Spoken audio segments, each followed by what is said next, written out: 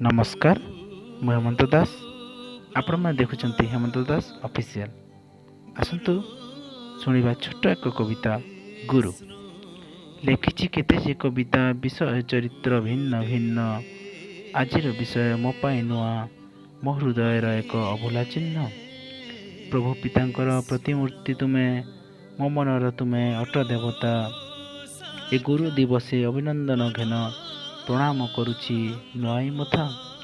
ଧୈର୍ଯ୍ୟ ଦୟା କ୍ଷମା ସ୍ନେହ ଆଦର, ଉତ୍ତମ ପୁରୁଷ ହେ ମୋର ଗୁରୁ। ତୁମରି ଆଶିଷ ମୋ ଉପରେ ଥାଉ, ତୁମରି ଆଶିଷେ ଜୀବନ ପୁରୁ, ତୁମରି ଆଶିଷେ ଜୀବନ ପୁରୁ।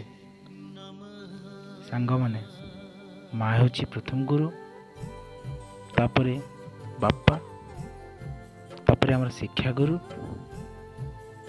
ତାପରେ ଯାଇ ହେଉଛନ୍ତି ଭଗବାନ। ତ ଏହି ଗୁରୁମାନଙ୍କ ଠାରେ ମୋର ଏହି କବିତାକୁ ସମର୍ପିତ କଲି। ନମସ୍କାର, ଧନ୍ୟବାଦ।